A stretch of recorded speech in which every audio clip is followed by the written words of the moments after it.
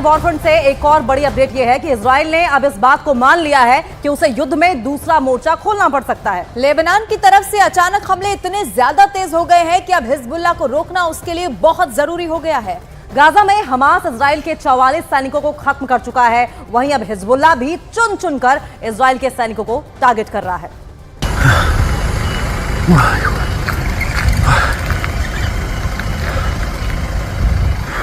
ये गाजा नहीं है, ये हमास भी नहीं है, ये है उत्तरी इजराइल। लेबनान से लगे हुए इस इलाके में जैसे जहन्नुम की आग जल रही है। इजराइल अब लेबनान को गाजा बनाने की तैयारी में जुट गया है, क्योंकि हिजबुल्लाह ने इस हमले को अंजाम दिया है। इजराइल और लेबनान बॉर्डर पर हुआ यह हमला एंटी टैंक मिसाइल से किया गया है।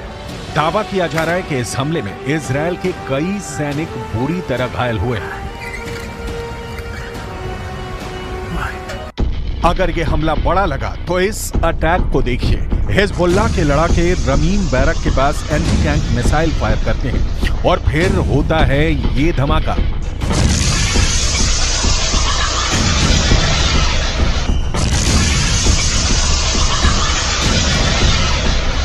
इस वक्त लेबनान और इजराइल के बॉर्डर पर ऐसा युद्ध चल रहा है कि गाजा में हो रहे हमले छोटे लगेंगे। हिजबुल्लाह ने अपनी सबसे खतरनाक स्नाइपर फोर्स उतार दी है। हिजबुल्लाह ने अपने एंटी टैंक दस्तों को इजराइल की पोस्ट पर लगातार हमलों का ऑर्डर जारी किया है।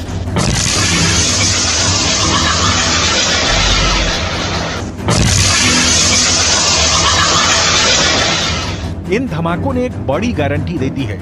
इन हमलों ने साफ कर दिया है कि अब इजराइल लेबनान को माफ नहीं करेगा। इजराइल के रक्षा मंत्री की बड़ी धमकी देखिए। מה שאנחנו עושים בעזה אנחנו יודעים לעשות בביירות. מה שאנחנו עושים בעזה אנחנו יודעים לעשות בביירות. इजराइल की वार्निंग बहुत साफ है। उसने जो हाल फिलिस्तीन के गाजा का किया है, यही हाल वो लेबनान की राजधानी बेरूत का कर सकता है। यानी इजराइल ने अब जो पहले गाजा का हाल किया है, वही वो बेरूत को दूसरा गाजा बनाकर करेगा। सवाल है कि इस युद्ध में कितने गाजा बनेंगे। हिजबुल्लाह का एक और हमला देखिए। हिजबुल्लाह ने इस वक्त इजराइल की नाक में दम कर दिया है। इजराइल को दूसरा मोर्चा खोलने के लिए मजबूर कर दिया है। हिजबुल्लाह इस वक्त इजराइल के लिए सबसे बड़ी टेंशन बन चुका है, क्योंकि हिजबुल्लाह ने साफ कर दिया है कि वो हमास के लिए अब कुछ भी करेगा और वो इजराइल पर हमले जारी रखेगा। شهدنا في الأيام القليلة الماضية موجة جديدة من التهديدات من نتنياهو، من جالنت، من جانيتس، من آخرين باتجاه لبنان، وسببه هو ارتفاع مستوى القلق باتجاه ما يجري في هذه الجبهة وارتقائها كما ونوعا وعمقا. طبعا نحن سنستمر في هذا الموقف، في هذا الأداء. ये लेबनान और इजराइल के बॉर्डर पर यारून इलाका है। यहाँ उठता धुआं इजराइल की बमबारी का नतीजा है। हिजबुल्लाह के अटैक के बाद इजराइल लगातार दक्षिणी लेबनान पर बमबारी कर रहा है। इसीलिए डर है कि अब इजराइल बेरूत को दूसरा गाजा बना सकता है। हिजबुल्लाह के महासचिव हसन नसरल्लाह ने अपने भाषण में ऐसी बातें कही हैं कि इससे साफ है कि इजराइल और फिलिस्तीन के बीच चल रही जंग लंबी चलेगी। खतरा है कि इसमें 10 गुना ज्यादा मौतें होंगी। टारगेट पर अब ऐसे ऐसे ठिकाने होंगे जिसके बारे में सुनकर कोई भी चौंक जाएगा। ये बात पहले से साफ है कि हिजबुल्लाह के पीछे ईरान है। ईरान से जैसे ही ऑर्डर मिलता है, हिजबुल्लाह इजराइल को टारगेट करता है। ये ईरान का ऐसा प्लान है जिसमें हिजबुल्लाह के हमलों के बाद इजराइल बुरी तरह उलझ कर रह गया है। ईरान ने अब ये साफ कर दिया है कि जो भी इस्लामिक देश अब इजराइल के खिलाफ नहीं, वो गाजा की तबाही में बराबर का साझेदार है। ملت‌های مسلمان این را مایه ننگ خود می‌دانند که در زمانی که خون برادرانشان در غزه بر زمین می‌ریزد، دولت‌ها برای منافع اقتصادی سوخت ماشین جنگی اسرائیل را تأمین کنند. लेबनान बॉर्डर पर चल रही लड़ाई से अलग अगर गाजा पट्टी को देखा जाए तो इस वक्त वो इजराइल की बमबारी में खंडहर बनता जा रहा है। 11,000 से ज्यादा लोग मारे जा चुके हैं। इनमें 5,000 तो सिर्फ बच्चे हैं। ऐसे में इजराइल की धमकी क्या हिजबुल्लाह को डरा पाएगी? क्योंकि नेतन्याहू ने साफ कर दिया है कि युद्ध करना हिजबुल्लाह की जिंदगी की सबसे बड़ी गलती साबित होगी। תקפנו מטרות רבות של חיזבאללה, חיסלנו מחבלים רבים, ואני שב ואומר, אם חיזבאללה יבחר להיכנס למלחמה, הוא יעשה את טעות חייו. देखा जाए तो हिजबुल्लाह वो संगठन है जिसे ईरान से पूरी मदद मिलती है और ईरान हिजबुल्लाह को इजरायल के खिलाफ एक बड़े हथियार के तौर पर इस्तेमाल भी करता आया है। लेकिन इजरायल ने अगर हिजबुल्लाह का हाल हमास जैसा करने का फैसला किया तो लेबनान में वर्ष 2006 वाले युद्ध की तबाही दोहराई जा सकती है। 2006 में हिजबुल्लाह और ईरान के बीच 34 दिन तक युद्ध चला था। तब इजरायल के 121 सैनिकों को मिलाकर 160 लोग मारे गए थे, जबकि हिजबुल्लाह के 250 लड़ाकों समेत लेबनान के 1200 लोगों की मौत हुई थी। हम अपनी वीडियो लाइब्रेरी से 17 वर्ष पहले लड़े गए इस युद्ध की तस्वीरें निकाल कर लाए ताकि इस बात का अंदाजा लगाया जा सके कि इजरायल फिर से लेबनान का वही हाल कर सकता है जो इस बार वो गाजा का कर रहा है। इसलिए हिजबुल्लाह को नेतन्याहू की धमकी को बहुत गंभीरता से लेना होगा, क्योंकि इजरायल अब बेरूत को दूसरा गाजा बना देगा। ये वो साफ साफ कह रहा है।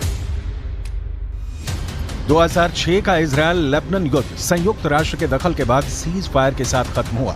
इजरायल के टैंक लेबनान के अंदर घुस गए थे। तब भी इजरायल का मरकाबा टैंक सबसे खतरनाक युद्ध मशीन बनकर लेबनान पर टूट पड़ा था।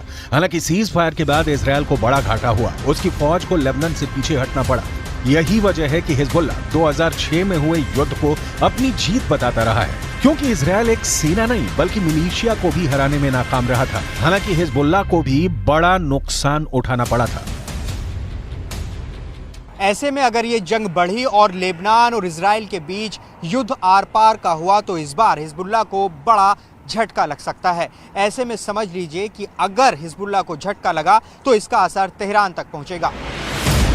वैसे नेतन्याहू भी यही चाहते हैं, लेकिन उनकी ये ख्वाहिश अब पश्चिम एशिया को बारूद के ढेर पर बैठा चुकी है और इसमें सबसे खतरनाक बमबारी हिजबुल्लाह की तरफ से की जा रही है। गाजा से अलग इजरायल लेबनान बॉर्डर पर जो युद्ध अब तक धीमा चल रहा था, उसमें अचानक बारूद की मात्रा बढ़ने से दुनिया में घबराहट फैलती जा रही है।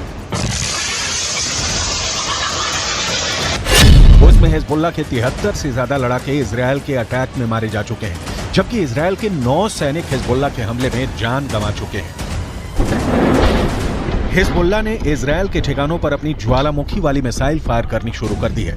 इस मिसाइल के बारे में नसरल्लाह ने बहुत डिटेल में बताया है ताकि इजरायल को पता चल जाए कि उसके उत्तरी बॉर्डर पर हिजबुल्लाह इस बार किस तरह के हथियार लेकर तैयार बैठा हुआ है। التي نسميها البركان والتي تستهدف بها المواقع. البركان صاروخ زنة المتفجرات الموجودة فيه ما بين 300 كيلو إلى 500 كيلو، يعني نصف طن. لكم أن تتصوروا نصف طن من المتفجرات يقع على رؤوس المواقع الإسرائيلية في المنطقة الأمامية وفي الحدود. अब हिजबुल्लाह के महासचिव हसन नसरल्लाह की तरफ से जो धमकी आई है वो इस युद्ध को किस लेवल पर ले जाएगी, इसे लेकर इजरायल के प्रधानमंत्री बेंजामिन नेतन्याहू ने भी तेवर कड़े कर लिए हैं।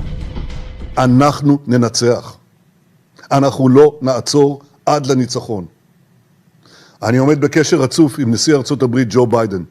אנחנו מאוד מעריכים את תמיכתו, את התמיכה של הממשל האמריקני, את התמיכה של העם האמריקני. वैसे हिजबुल्लाह को लेकर इजरायल की मदद करने पहुंचे अमेरिका को बिना लड़े एक बड़ा झटका लगा है। भूमध्य सागर में अमेरिका के समुद्री बेड़े का हिस्सा रहे 5 कमांडो एक ट्रेनिंग मिशन के दौरान मारे गए हैं। अमेरिका के कैरियर यूएसएस फोर्ड से ऑपरेट करने के दौरान उसकी स्पेशल ऑपरेशन टीम यानी सील कमांडो दस्ते के 5 सैनिक एक हेलीकॉप्टर हादसे में मारे गए। इस वक्त इजरायल और अमेरिका के लिए 4 एच बहुत बड़ा खतरा बने हुए हैं। इन चारों एच के बारे में बहुत गौर से समझिएगा, क्योंकि इन चारों एच को ईरान का पूरा समर्थक है। एच से हमास, एच से हिजबुल्लाह यानी लेबनान का मिलिशिया, एच से इराक का मिलिशिया हश्द अल शाबी, एच से हूथी यानी यमन का विद्रोही गुट। इजरायल के शहर टारगेट पर हैं और गाजा में बमबारी के खिलाफ हिजबुल्लाह और हूथी दोनों ने अपना हथियार गोदाम खोल दिया है। लेकिन ऐसे हमलों और गाजा पर बमबारी जारी रखने के बीच नेतन्याहू ने अपना वॉर ट्रायंगल तैयार कर लिया है। नेतन्याहू के वॉर ट्रायंगल में सबसे बड़ा कोना गाजा में हमास का पूरी तरह खात्मा है। नेतन्याहू के वॉर ट्रायंगल में दूसरा बड़ा कोना लेबनान में हिजबुल्लाह का अंत है। जबकि नेतन्याहू के वॉर ट्रायंगल में तीसरा सबसे खतरनाक कोना है सीरिया, जहां से इराक का मिलिशिया हश्द अल शाबी इजराइल के बॉर्डर तक पहुंच सकता है। यही वजह है कि सीरिया पर इजराइल की एयरफोर्स ने हमले तेज कर दिए हैं। ये तीनों जगह इजराइल के बॉर्डर से लगी हुई हैं और इजराइल इन्हें अपने खिलाफ सबसे बड़ा खतरा मानता है। इजराइल के जवाबी हमलों को देखकर कोई भी नहीं कहेगा कि इजराइल अब पीछे हटेगा। उसके रास्ते में जो आएगा इजराइल अब उसे मिटाना चाहता है, फिर चाहे वो हमास हो, हिजबुल्लाह हो, यमन हो या फिर ईरान। इजराइल का इरादा पक्का है, जो उससे टकराएगा चूर चूर हो जाएगा।